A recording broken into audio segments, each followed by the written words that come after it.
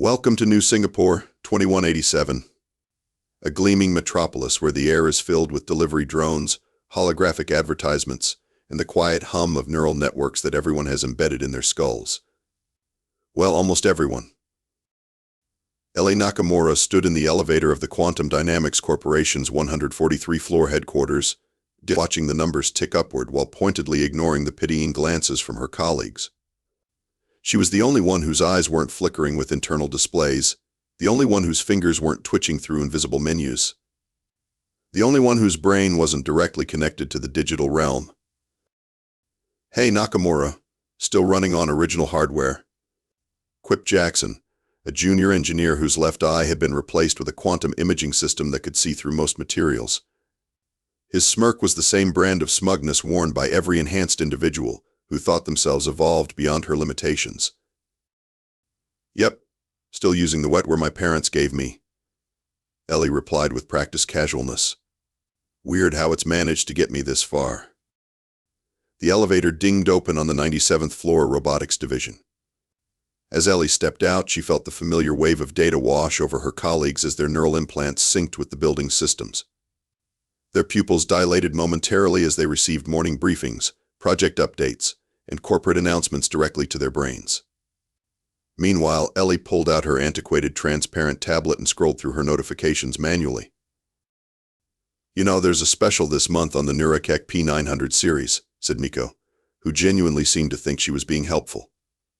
"Only 3 days of adjustment headaches instead of 5. You'd boost your processing capability by 45%, increased pattern recognition by 17%, and spatial modeling enhancement by 28%, Ellie finished for her. "I read the brochure, Miko. Thanks." Miko's smile faltered. "I just think you'd be happier if you join the hive mind? Thanks, but I like having thoughts that aren't influenced by corporate updates pushed directly into my cerebral cortex." Ellie slipped past her and headed toward her workspace, a corner cubicle farthest from the panoramic windows, which the enhanced employees preferred for the additional light spectrum data their modified eyes could process.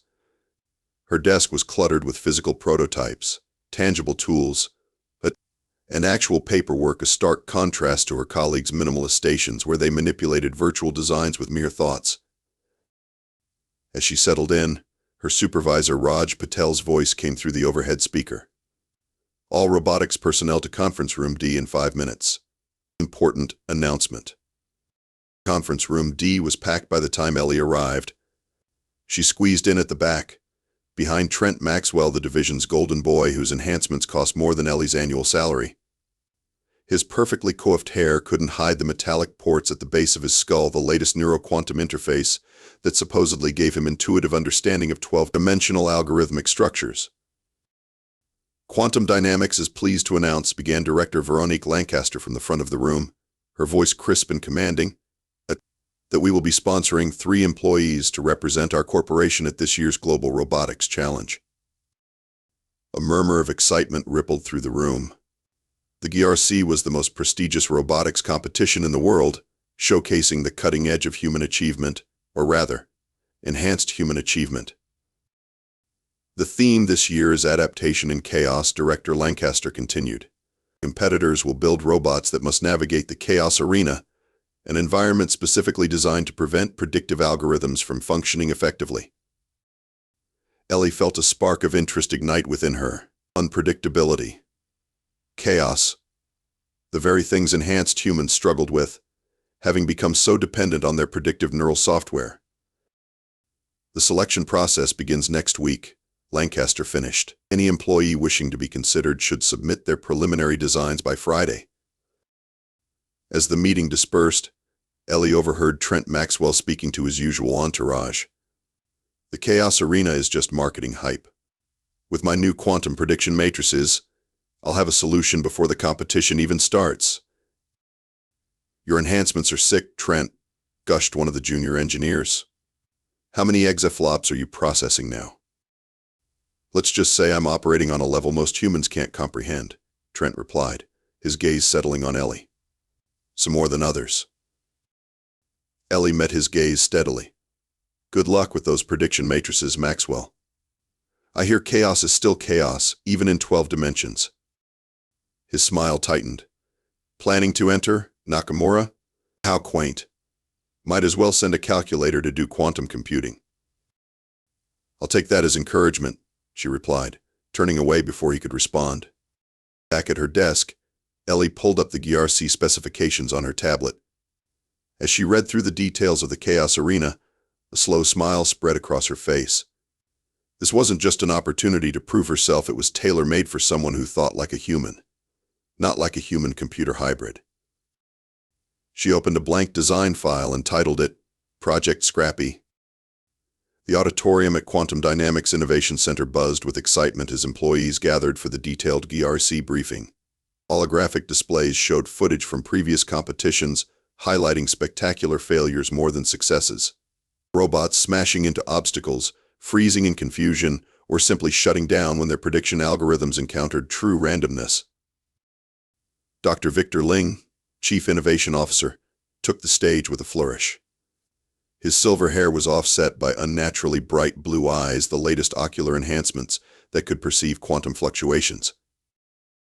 The Global Robotics Challenge this year pushes the boundaries of what we consider possible, he announced. The Chaos Arena features electromagnetic disturbances, quantum uncertainty fields, and physically rearranging terrain. In short, it's designed to make fools of our most sophisticated prediction algorithms. Ellie leaned forward, fascinated. Most of her enhanced colleagues were shifting uncomfortably. Their neural implants excelled at pattern recognition and prediction, precisely what would be useless in the Chaos Arena. Each robot must navigate from one end to the other, completing tasks that will only be revealed during the competition, Dr. Ling continued.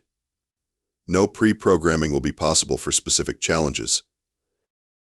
A hand shot up Trent Maxwell's naturally. What about quantum probability mapping? Surely with enough processing power. Excellent question, Mr. Maxwell, Dr. Ling interrupted with a knowing smile. The arena is equipped with quantum decohesion fields specifically designed to disrupt such calculations. The more your robot relies on predictive algorithms, the more it will struggle. Ellie couldn't help the grin spreading across her face. For once, all those expensive neural enhancements would be a disadvantage. After the briefing, Ellie found herself cornered by Trent and his two closest associates, Maya Wong, whose neural implants specialized in materials science, and Quinn Rodriguez, who had sacrificed his sense of taste to make room for enhanced spatial reasoning processors. Enjoying yourself, Nakamura? Trent asked, his tone dripping with condescension. I noticed you looking particularly smug during the briefing. Just excited about the challenge, Ellie replied innocently. You can't seriously be considering entering, Maya said, her eyes flickering as she rapidly processed information through her neural interface. The competition requires sophisticated hardware integration. How would you even design the components without neural CAD acceleration?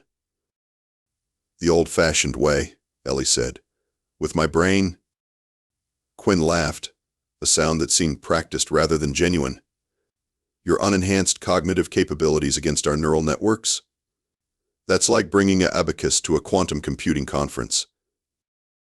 And yet, Ellie countered, this particular challenge seems designed specifically to thwart those neural networks. Trent's expression hardened. Let me be clear, Nakamura. This company has a reputation to maintain. The selection committee won't waste one of our 3 spots on an obsolete engineer with outdated methods. Then you have nothing to worry about, Ellie said, sidestepping the trio. May the best human enhanced or otherwise win. As she walked away, she heard Trent mutter, she's living in the past. Doesn't she realize pure human cognition is a limitation we've evolved beyond?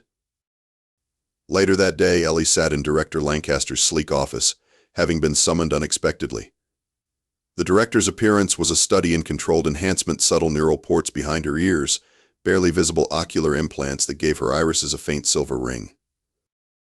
You've submitted your intention to compete for a spot in the GRC, Lancaster stated, reviewing data on a holographic display only she could see with her enhanced vision.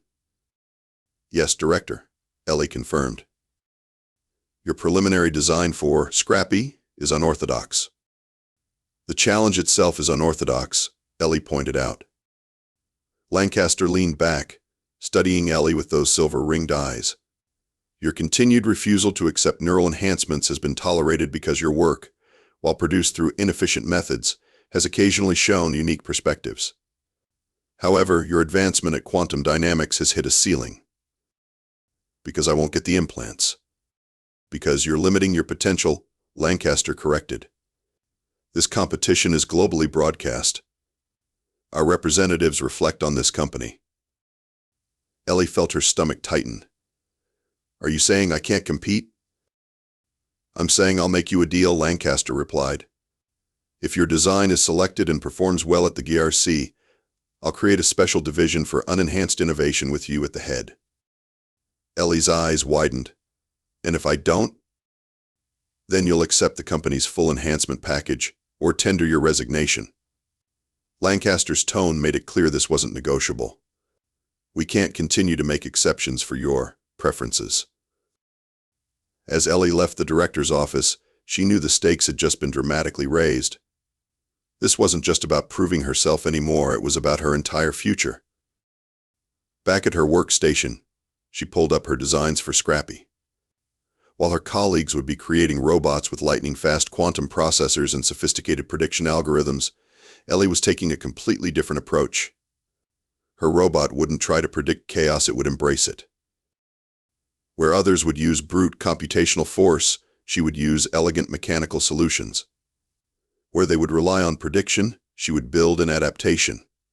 Sometimes the oldest solutions were the best ones. As she worked late into the night, long after her enhanced colleagues had left, Ellie smiled to herself. They all thought she was at a disadvantage because she couldn't interface directly with her designs or run simulations in her head. But she had something they'd forgotten how to use: human intuition, unfiltered by algorithmic thinking. And in the face of true chaos, that might just be the winning edge. The selection process was brutal. Of the 37 quantum dynamics employees who submitted designs, only 3 would represent the company at the GRC. The prototype demonstrations were scheduled for the company's massive testing facility, with executives and department heads serving as judges.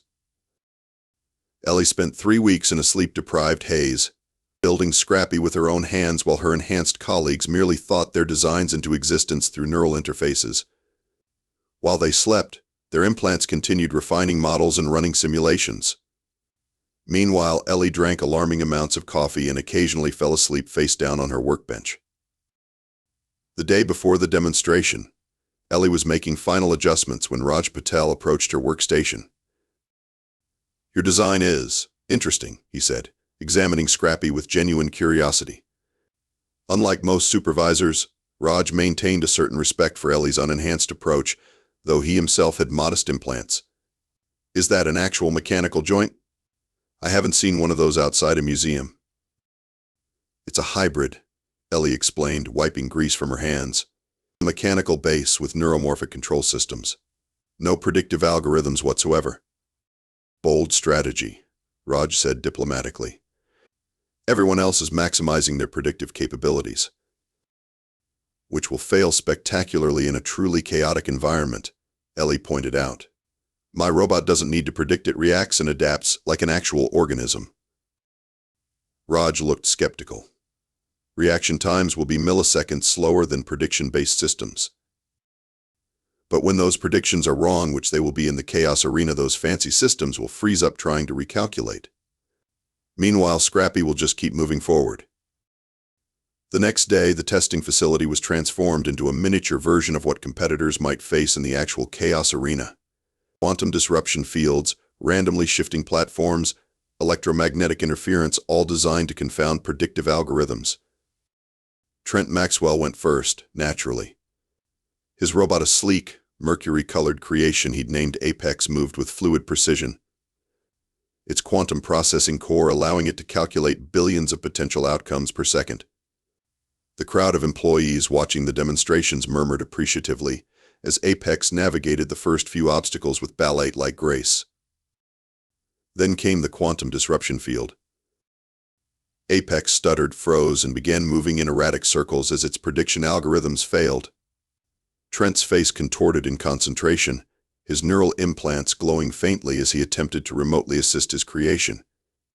After several tense moments, Apex recalibrated and continued through the course, but with notably less elegance. When Ellie's turn came, the crowd's murmurs turned dismissive. Scrappy looked like something assembled from spare parts because it essentially was. Where Apex gleamed with polished surfaces and hidden components, Scrappy's inner workings were partially exposed, revealing an intricate dance of gears, circuits, and adaptive mechanisms. "This should be entertaining," Ellie heard someone whisper as she took position at the control station. Scrappy's start wasn't impressive. It moved more slowly than Apex had, methodically testing each surface before committing weight. But when it hit the quantum disruption field, something remarkable happened. Rather than freezing or faltering, Scrappy seemed to shrug off the interference. Its movements became more organic, almost curious, as it probed and adapted to the changing conditions. Unlike the other robots that processed billions of possibilities before each move, Scrappy simply tried something, and if it didn't work, tried something else. Just like a human would. By the time Scrappy completed the course, the whispers had changed tone. Director Lancaster's expression was unreadable, as the judging panel conferred. Hours later, the results were announced. Trent Maxwell was selected, of course. Maya Wong secured the second spot with her materials adaptive design. And to the astonishment of nearly everyone, especially Trent, Ellie Nakamura claimed the third. "This is absurd," Trent confronted Director Lancaster after the announcement. "Her design is primitive. It will embarrass the company." "Her robot was the only one that didn't falter in the quantum disruption field," Lancaster replied coolly. The judges were unanimous on this point. As the crowd dispersed, Ellie found herself face to face with an incensed Trent. "Enjoy this moment," he said, his enhanced eyes narrowing. "Because at the actual competition, when the real Chaos Arena activates, your mechanical toy will fall apart while Apex demonstrates the superiority of enhanced human ingenuity." "Looking forward to it," Ellie replied with a smile that only made Trent's scowl deepen. That evening, as Ellie carefully packed Scrappy for transport to the Global Robotics Challenge venue, Raj appeared at her workspace. "Congratulations," he said, offering a rare smile. "Though I should warn you, Trent is already filing complaints, claiming your selection was based on diversity quotas rather than merit." "Of course he is," Ellie sighed. "Heaven forbid an unenhanced human outperform his precious implants." "Just be careful," Raj warned. "He's not used to being challenged, especially by someone he considers technologically inferior." Ellie patted Scrappy's chassis affectionately. "Well, he'd better get used to it." As she finished securing her robot for transport, Ellie reflected on the weeks ahead. The competition would be fierce, with the world's top tech corporations sending their most enhanced engineers with their most advanced robots. And there she would be, the only purely organic mind in a sea of technologically augmented competitors. But as Director Lancaster had inadvertently revealed, sometimes the old ways had advantages the new generation had forgotten. In trying to predict and control chaos, they'd lost the ability to simply adapt to it. And adaptation, after all, was what had kept humanity thriving for thousands of years before the first neural implant was ever conceived. The Global Robotics Challenge Arena in Neo-Tokyo was a monument to human technological achievement, or at least, that's what the official brochure claimed. To Ellie, it looked more like a massive, high-tech torture chamber designed specifically to drive robots insane. "Welcome, distinguished competitors," announced the head judge, Dr. Elena Kuznetsova, whose entire left arm had been replaced with a quantum computing array disguised as limb.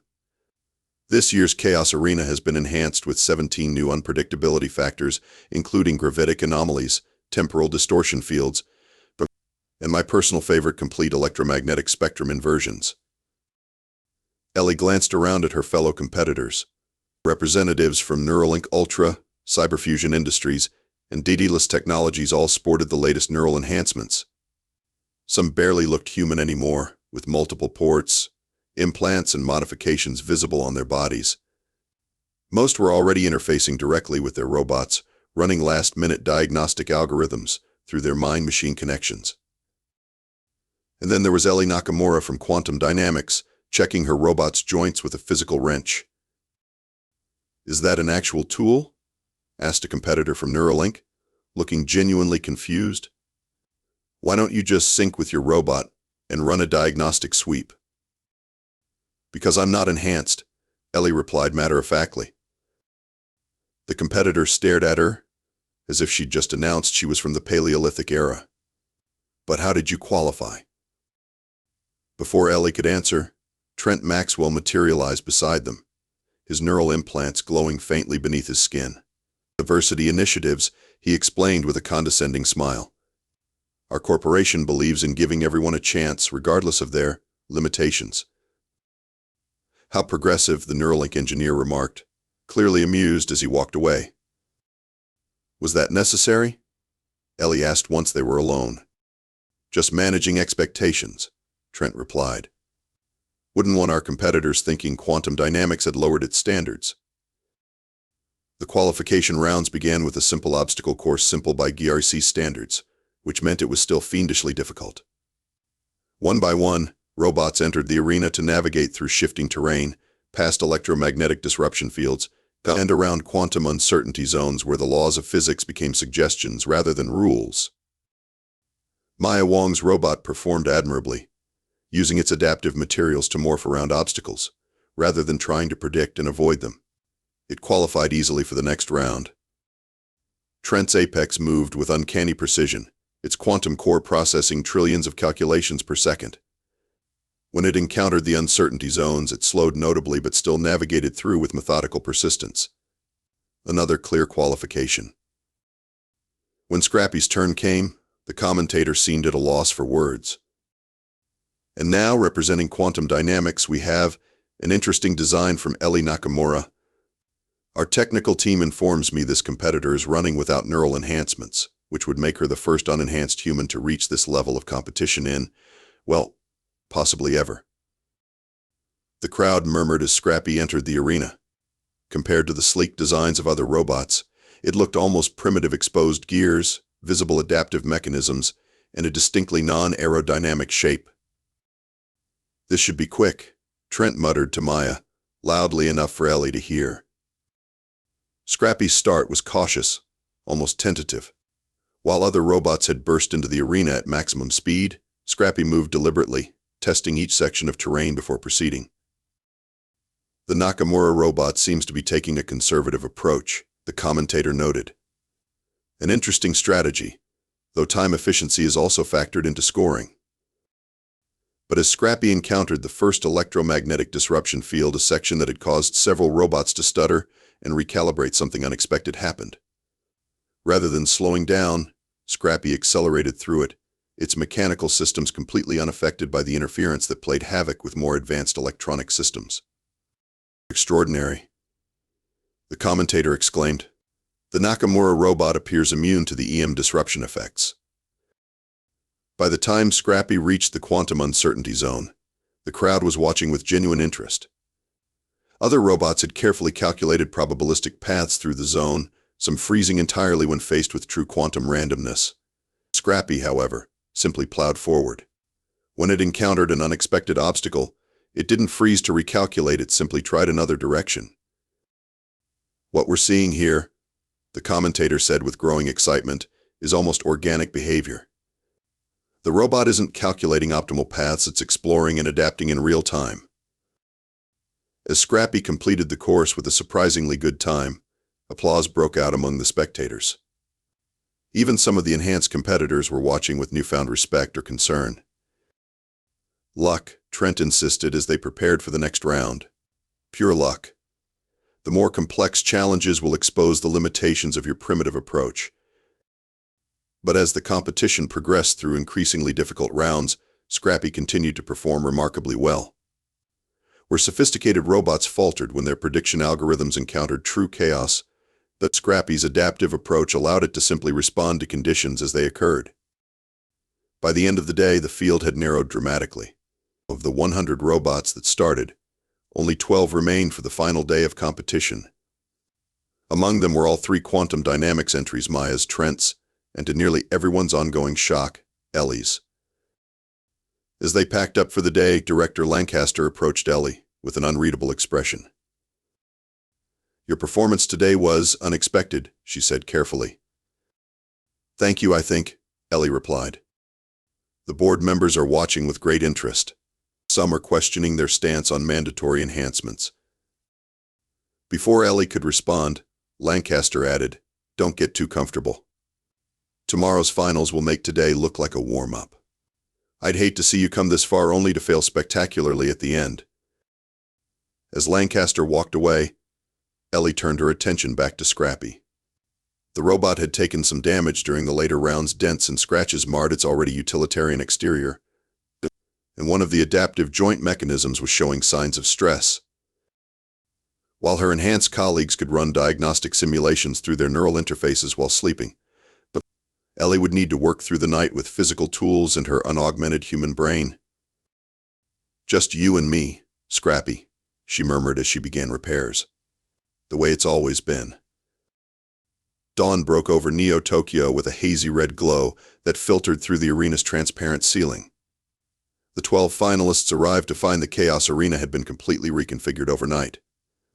What had previously been a horizontal obstacle course was now a towering vertical challenge with multiple interconnected levels, quantum distortion fields, and gravity-manipulating zones. "Behold the final chaos configuration," announced Dr. Kuznetsova. "This morning's challenge will narrow our field to just 3 robots for the ultimate test this afternoon." Ellie surveyed the transformed arena with a mixture of anxiety and determination. Scrappy was designed for ground-based navigation. This vertical challenge would push its capabilities to the limit. Trent, noticing her concern, couldn't resist commenting. "Gravitational navigation requires predictive quantum calculations to optimize energy expenditure. Your mechanical toy won't make it past the first level." "We'll see," Ellie replied, though she shared his doubts privately. The semi-final round began with the robot from Daedalus Technologies, a spider-like creation that scaled the vertical obstacles with impressive agility. However, when it reached the first quantum distortion field, its movements became erratic. After several failed attempts to calculate a safe path, it fell to the arena floor, eliminated. Similar fates befell robots from Cyberfusion and Neuralink. Their enhanced creators stood by helplessly, their neural interfaces glowing as they attempted to assist their creations remotely.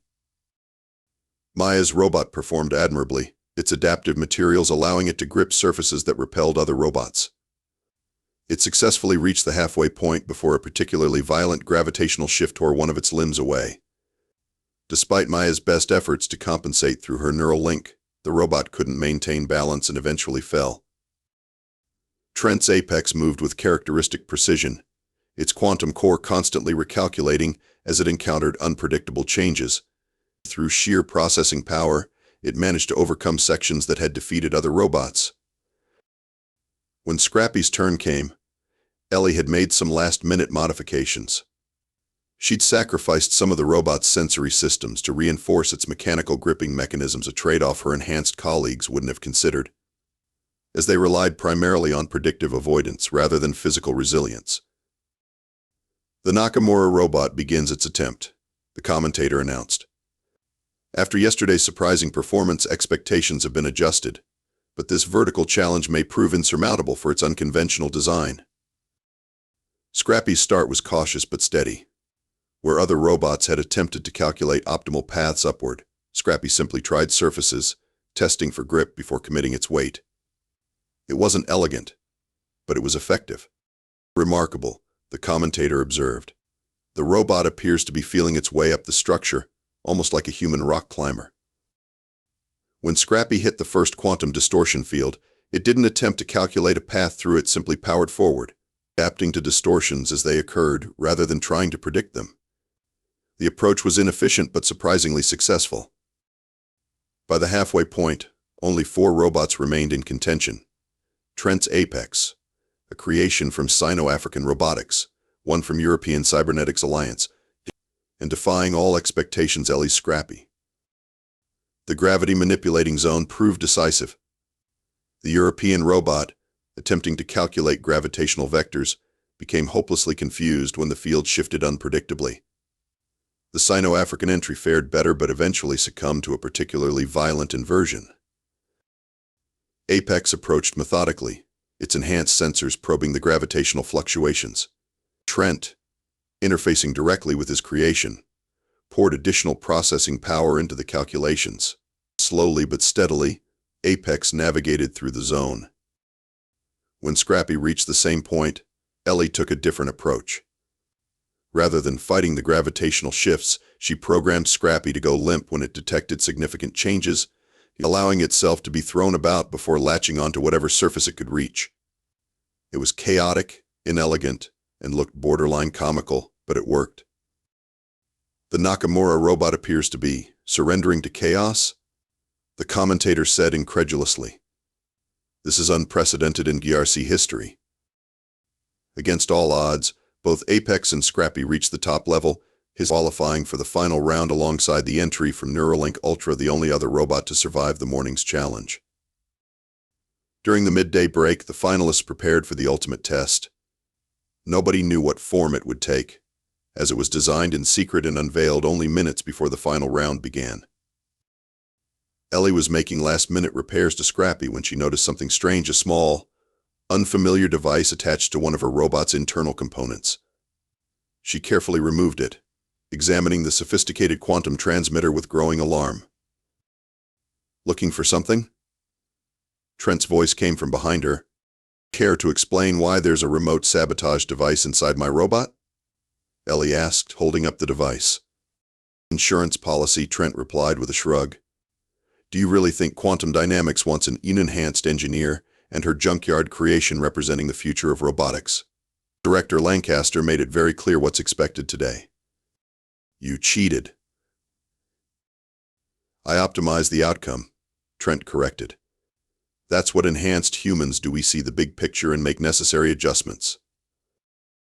Before Ellie could respond, the announcement came for finalists to report to the arena for the ultimate challenge. As Trent walked away, Ellie quickly examined Scrappy for any additional sabotage devices, finding 2 more subtly integrated into critical systems. The final challenge was revealed: the quantum maze. A constantly shifting labyrinth where walls phased in and out of existence, gravity reversed randomly, and electromagnetic pulses disrupted all conventional sensors. "This is the ultimate test of adaptation," Dr. Kuznetsova explained. "The robot that reaches the center of the maze first will be declared this year's champion." The Neuralink Ultra robot entered first, a sleek, insect-like creation with multiple redundant systems. It began methodically mapping the maze, its enhanced creator guiding it through a direct neural interface. However, when the first major quantum shift occurred, both robot and creator seemed disoriented. The robot froze in place, its systems overwhelmed by unpredictable data. Trent's Apex entered next, moving with confident precision through the initial sections. Trent's neural implants glowed intensely as he channeled massive processing power to his creation. When the quantum shifts began, Apex slowed but continued methodically, its quantum core constantly recalculating. Finally, Scrappy entered the maze. Without advanced sensors or predictive algorithms, it moved forward tentatively, feeling its way along walls that might disappear at any moment. When the first quantum shift hit, Scrappy didn't freeze or recalculate, it simply continued moving, adapting to new conditions as they appeared. The most primitive robot in the competition appears to be the least affected by the quantum disturbances, the commentator noted with surprise. A fascinating development. As the challenge progressed, the Neuralink robot recovered from its initial confusion, but had fallen significantly behind. Apex maintained a lead, with Scrappy following closely behind. Then came a massive electromagnetic pulse stronger than anything in previous rounds. The Neuralink robot immediately shut down, its sophisticated electronic systems overwhelmed. Apex stuttered and slowed dramatically as Trent frantically worked to restore functionality through his neural link. Scrappy, with its hybrid mechanical electronic design, lost some functionality but kept moving forward. Suddenly, it had taken the lead. Trent's face contorted with concentration and fury. Through his neural interface, he activated a final, desperate measure, a directed electromagnetic pulse aimed specifically at Scrappy. The pulse hit Scrappy directly, causing several systems to fail simultaneously. The robot lurched sideways, nearly toppling over. In the control booth, Ellie frantically worked to keep her creation moving. A strange power surge seems to be affecting the Nakamura robot, the commentator observed. This doesn't appear to be part of the official challenge parameters. Ellie had anticipated Trent might try something like this. Last night, while installing redundant systems, she'd also created a mechanical bypass that could operate even if the main control systems were compromised. It wasn't elegant or precise, but it kept Scrappy moving forward while Apex remained partially paralyzed by the arena's legitimate electromagnetic interference. As Scrappy approached the center of the maze, Trent looked increasingly desperate. His neural implants were glowing dangerously bright as he pushed them beyond safe limits, trying to force Apex back into the competition. The audience watched in stunned silence as the most technologically primitive robot in the competition crossed the finish line first, followed by Apex seconds later. The Neuralink entry never recovered from the electromagnetic pulse.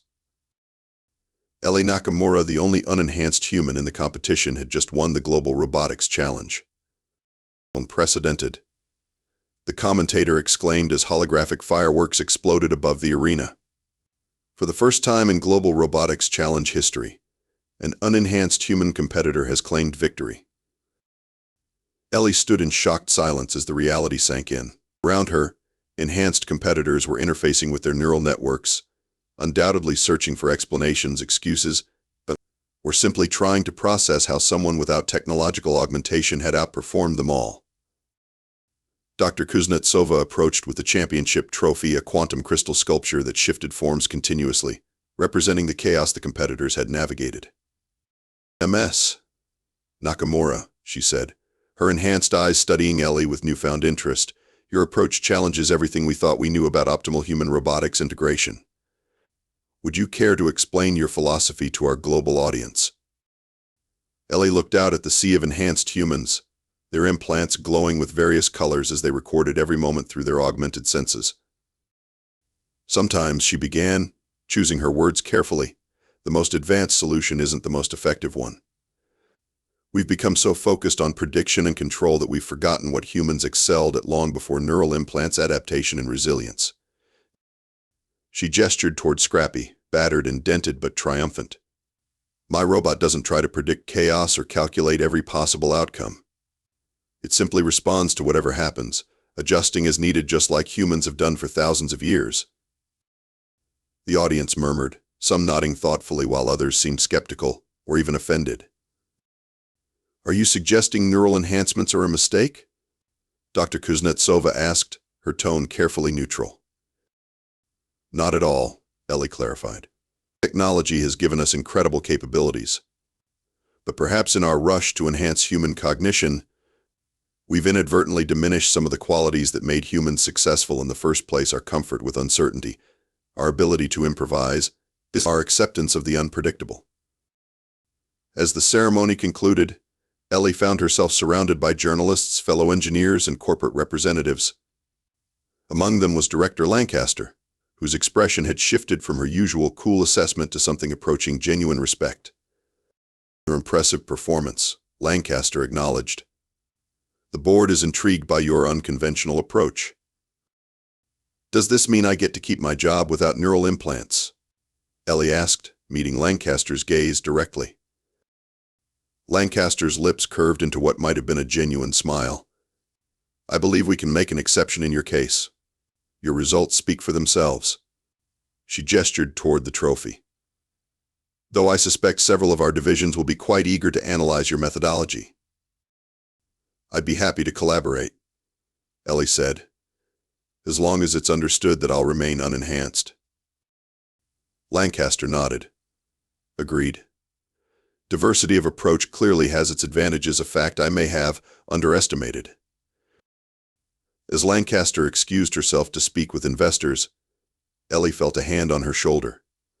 She turned to find Takashi, her former mentor. "I always knew you were exceptional," he said, his enhanced eyes glowing softly in the dimmed arena lights. but even I couldn't have predicted this outcome. That was rather the point, Ellie replied with a small laugh. Some things can't be predicted. Takashi's expression grew serious. You've challenged fundamental assumptions about human-machine collaboration. Not everyone will be comfortable with the implications. Change is rarely comfortable, Ellie said, glancing at her battered robot, but sometimes it's necessary. As the crowds thinned, Ellie found a moment of quiet with Scrappy. She ran her hand over its dented frame, noting the repairs she'd need to make. The robot's sensors tracked her movement, its operational patterns having evolved throughout the competition into something far more nuanced than its original programming. We showed them something important today, she whispered to the machine. That sometimes the best way forward isn't more control, it's learning to work with uncertainty. Later that evening, as Ellie packed up her equipment, she received a message from an unexpected source, the reclusive Dr. Adrienne Chen, pioneer of the first-generation neural implants, and now a vocal critic of their indiscriminate use. Your demonstration today was precisely what this field needs, the message read. Would you consider joining a research initiative focused on alternative approaches to human-machine integration? Some of us believe there's a middle path, one that enhances human capability without sacrificing what makes us uniquely adaptive. Ellie smiled as she composed her reply. 6 months ago, she'd been fighting just to keep her job. Now, she was being invited to help shape the future of human-machine collaboration. I'd be honored, she wrote. I've always believed that true innovation doesn't come from following the established path, but from having the courage to forge a new one. As she sent the message, Ellie looked at her hands, still human, still unenhanced, and yet capable of creating something that had outperformed the most advanced technology. In a world racing toward technological integration, she had proven that sometimes the most revolutionary act was remembering what made humans exceptional in the first place. The neural-enhanced world hadn't changed overnight, but Ellie had opened a door to new possibilities, a future where technology served human ingenuity rather than replacing it. And as she powered down Scrappy for the night, she couldn't help but feel that this victory was just the beginning.